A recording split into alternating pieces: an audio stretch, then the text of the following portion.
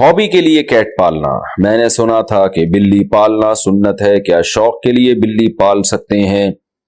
بلی پالنا جائز عمل ہے کیونکہ پاک جانور ہے، ناپاک نہیں ہے، اس کا تھوک بھی پاک ہے، لیکن ترغیبی عمل نہیں ہے، یہ ترغیب حلال جانوروں کی ہے کیونکہ اس سے لوگوں کو فائدہ ہوتا ہے، خوراک سستی ہو جاتی ہے، مرغیاں پالیں گے انڈے ملیں گے، حدیث میں آتا ہے مرغے کو برا مت کہو کیونکہ وہ اذان کے لیے جگاتا ہے، نماز کے لیے جگاتا ہے۔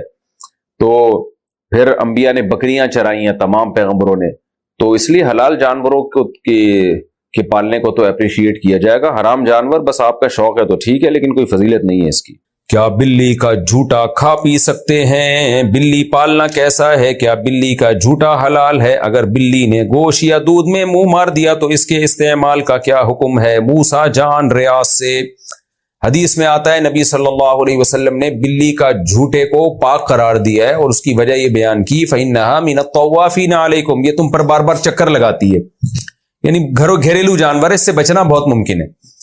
تو اس لیے فقہاء نے لکھا ہے کہ بلی کا جھوٹا پاک ہے، لیکن مکروہ بہرحال ہے۔ مکروہ اس لیے کہ درندوں کے جھوٹے ناپاک ہوتے ہیں، حرام جانوروں کا جھوٹا ناپاک ہوتا ہے، تو بلی بھی بہرحال ایک درندہ ہے۔ تو نبی نے جو گنجائش دی اس کی وجہ بتا دی کہ اس سے بچنا ممکن نہیں ہے، بہت مشکل ہے اس سے بچنا، بار بار گھروں میں آتی ہے، منہ لگا دیتی ہے کھانے پینے کی چیزوں کو، تو اس سے پتہ چلتا ہے کہ ضرورت کی وجہ سے اس کی اجازت دی گئی ہے۔ تو ضرورت کی وجہ سے جس چیز کی اجازت دی جائے تو اس میں یہی ہوتا ہے کہ احتیاط بہتر ہے۔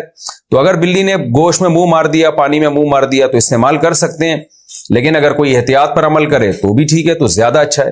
تو اب ایسا نہ ہو جائے کہ بلیوں کو اتنا لفٹ کرائیں جیسے انگریزوں نے کتوں کو لفٹ کرایا ہوا ہے کہ وہ اس کا جھوٹا باقاعدہ پراپر کھاتے ہیں، پیتے ہیں، اس کے زبان لگاتے ہیں، اس کی زبان، کتا ان کے منہ میں زبان لگا رہا ہوتا ہے، اوٹ پٹانگ حرکتیں کر رہے ہوتے ہیں، اللہ تعالیٰ ان کو ہدایت دے۔ تو کتے کا جھوٹا تو بالکل ہی ناپاک ہے۔ میرا مقصد بتانے کا یہ ہے کہ بلی کو پالیں آپ، لیکن اتنا لفٹ نہ کرائیں جتنا انگریزوں نے کتوں کو لفٹ کرایا ہوا ہے، کیونکہ ہے بہرحال درندہ، تھوڑا سا ریزرو رہیں اس سے، کھانے پینے کی چیزوں میں اس کو اپنے ساتھ شریک نہ کریں، فیملی ممبر نہ بنائیں آپ بلی کو۔ کیا بلی کا کاروبار حلال ہے؟ کیا بلیوں کا کاروبار کرنا جائز ہوگا؟ اگر ہم بلیاں پالیں اور بعد میں اسے بیچیں تو کیا یہ جائز ہے؟ عظما صاحبہ بمبئی سے۔ دیکھیے جائز تو ہے مگر مکروہ ناپسندیدہ ہے۔ نبی صلی اللہ علیہ وسلم نے بلی کے جو اجرت ہے، یعنی بلی کو آپ فروخت کر کے جو اس کا ثمن حاصل ہوتا ہے، اس کو آپ صلی اللہ علیہ وسلم نے اس کو ناجائز قرار دیا ہے۔ تو جمہور علماء وہاں جو کہتے ہیں کہ آپ صلی اللہ علیہ وسلم نے اس کو پسند نہیں کیا، اس سے مراد کراہت تنزیہی ہے، یعنی حرام۔ بعض علماء تو حرام ہونے کے قائل ہیں، لیکن جمہور علماء کہتے ہیں کہ وہاں مراد جو نبی نے منع کیا ہے، یعنی بلی کے جو قیمت ہے اس کو کھانے سے، تو یہ ممانعت حرام کے درجے میں نہیں ہے بلکہ کراہت تنزیہیہ کے درجے میں، دوسرے دلائل کی روشنی میں۔ اس کی وجہ ہے کہ بلی کا جھوٹا حلال ہے، جھوٹا پاک ہے بلی کا، تو وہ ناپاک جانور نہیں ہے، اس لیے اس کے ناجائز ہونے کی اور کوئی وجہ نہیں ہے۔ البتہ اس حدیث کی روشنی میں بعض علماء کہتے ہیں کہ حرام ہے، لیکن جمہور علماء کہتے ہیں کہ مکروہ تنزیہی ہے۔ مکروہ تنزیہی کا مطلب ہوتا ہے اوائڈ کرنا، بچنا بہتر ہے۔ تو مشورہ میرا یہ ہے کہ اگر آپ نے کوئی بلی بیچ دی ہے تو اس کی قیمت اگر آ گئی ہے تو ٹھیک ہے، لیکن آئندہ بہتر یہ کہ اس کو کاروبار آپ نہ بنائیں۔ حرام میں نہیں کہہ رہا، قول میں وہی کر رہا ہوں جو جمہور کا قول ہے کہ حرام نہیں ہے، مکروہ تنزیہی ہے، لیکن بہتر یہی ہے کہ آپ اس سے اجتناب کریں۔ حلال جانوروں کا کاروبار کیا کریں، اس میں برکت ہوتی ہے، اس میں لوگوں کو فائدہ ہوتا ہے۔ بلیاں اگر معاشرے میں پھیلیں گی تو اس سے پبلک کو کیا فائدہ ہے؟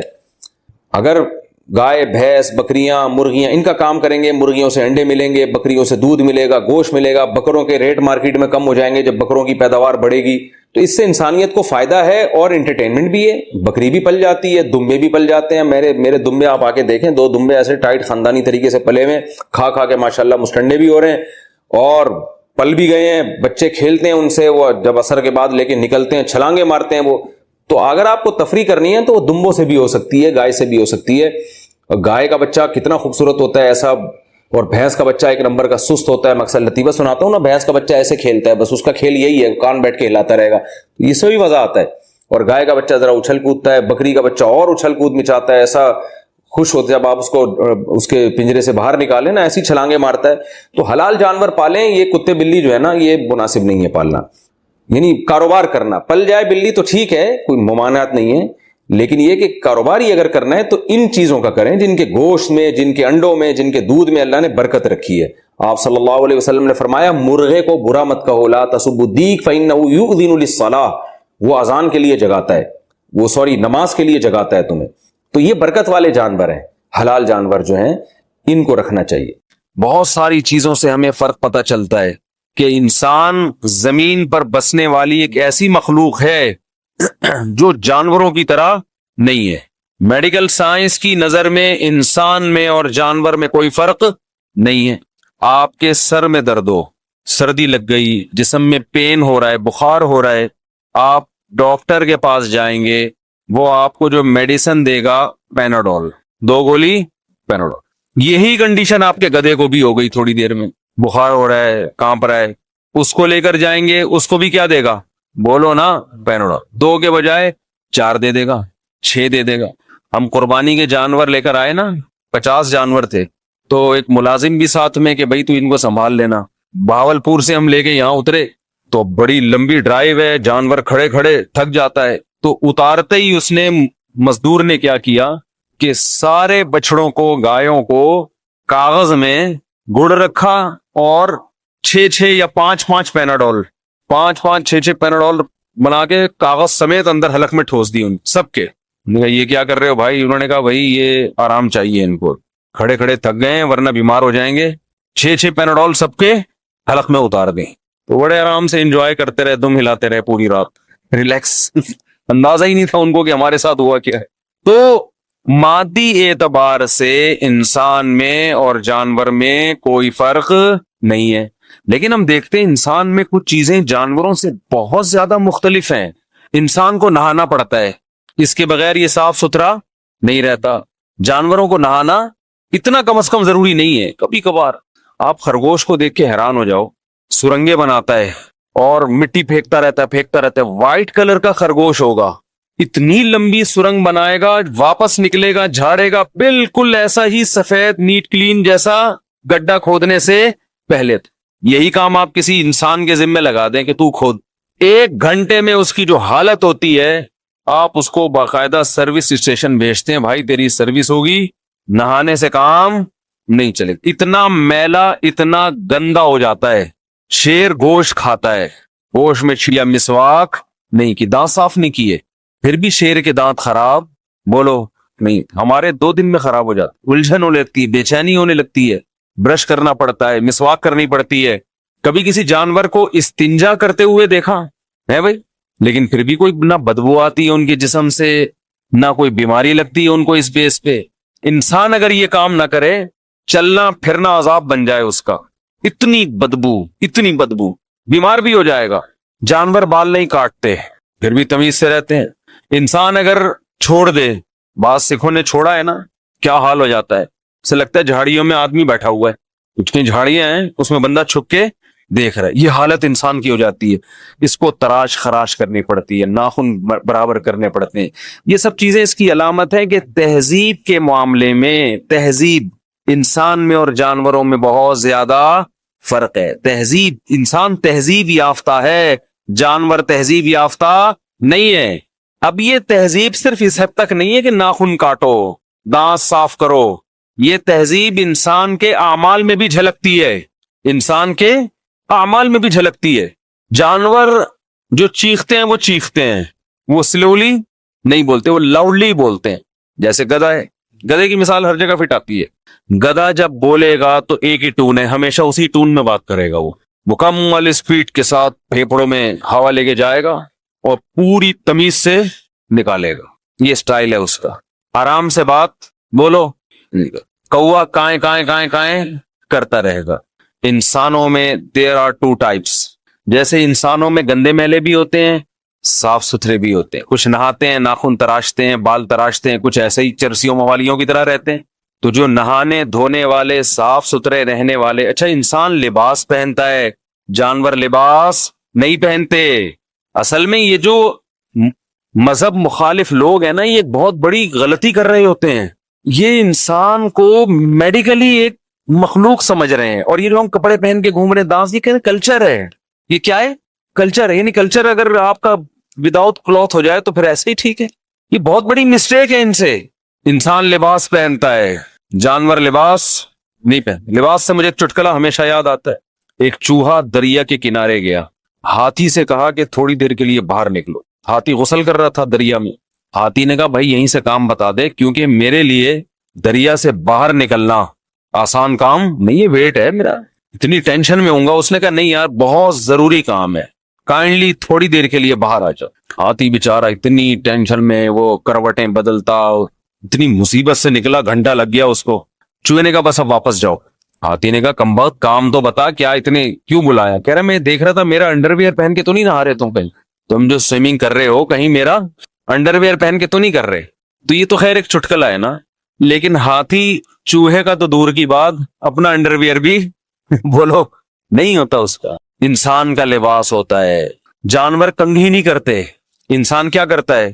کنگھی نہ کرے، برش نہ کرے بالوں میں، بھوت بن جائے گا۔ چڑیل، عورتیں چڑیل بن جائیں گی، مرد جن بھوت بن جائیں گے تھوڑے دنوں میں۔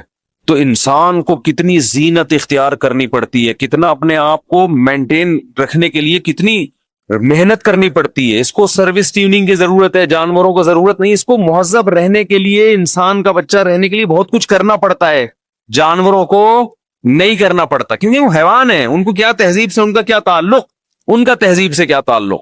تو یہ صرف لباس، اچھا خوراک دیکھ لو، جانور کچے گوشت کھاتے ہیں، انسان کھا سکتا ہے بھائی؟ جانور گٹر کے پانی پی رہے ہوتے ہیں، انسان پی سکتا ہے؟ بولتے کیوں نہیں پیے گا؟ انسان نہیں پی سکتا، بیمار ہو جائے گا۔ آپ کہہ سکتے ہیں عادت خراب ہو گئی ہے، نہیں بھائی، شروع سے ہی ایسا ہی ہے، شروع سے ہی ایسا ہی ہے۔ یہ گند بلا انسان نہیں ہضم کر پاتا۔ جانوروں میں جو گوشت خور ہیں وہ حلال اور حرام کا فرق نہیں کرتے، وہ سب کچھ کھا جاتے ہیں جو گوشت خور ہیں۔ انسان بھی گوشت کھاتا ہے، انسان کی طبیعت ہر گوشت کی طرف مائل نہیں ہوتی۔ یہ جو چائنا والے کھا رہے ہیں نا، ان کی تو ہسٹری ہے کہ جنگوں میں قحط زدہ ہو گئے تھے، کچھ کھانے کو نہیں مل رہا تھا، مرنے لگے تھے، پھر انہوں نے جو بلی آ گئی تو بلی کھا لی، کتے آ گئے تو پھر یہاں سے ان کو عادت پڑی ہے۔ ورنہ نارملی غیر مسلم بھی دنیا میں کتے بلی نہیں کھاتے، ان کی نہیں دل وائل ہوتا۔ انسان ہے نا، وہ کیسے گندگی کو کیسے کھائے گا بھائی؟ وہ کہ کیوں کھاؤں میں؟ تو اب مسئلہ یہ ہے جو بات سمجھنے کی ہے، آج بیان تھوڑا مختصر کروں گا، پچھلی دفعہ بہت لمبا ہو گیا تھا۔ اب جو سمجھنے کی بات ہے وہ یہ ہے کہ بھائی تہذیب کا تعلق صرف کپڑوں سے، کھانے سے، دانت صاف کرنے سے، صفائی سے ہے، یا اس کے علاوہ بھی چیزیں ہیں؟ بھائی اس کے علاوہ بھی چیزیں ہیں، اعمال میں بھی تہذیب پیدا کرنے کی ضرورت ہے۔ یہ تہذیب اعمال میں جو پیدا ہوگی، یہ اسلام کے علاوہ دنیا میں کوئی بھی نہیں بتاتا۔ غیر مسلم صرف اتنی تہذیب آپ کو بتائے گا جس سے ان کا نظام چلتا رہے، لوٹ مار نہ مچے۔ وہ کہتے ہیں چوری غلط ہے، چوری کو انہوں نے حرام کیوں قرار دیا ہے؟ بھائی پورا ملک کا نظام خراب ہو جائے گا، مسئلہ خراب ہو جائے گا۔ جبکہ اسلام میں چوری کیوں حرام ہے؟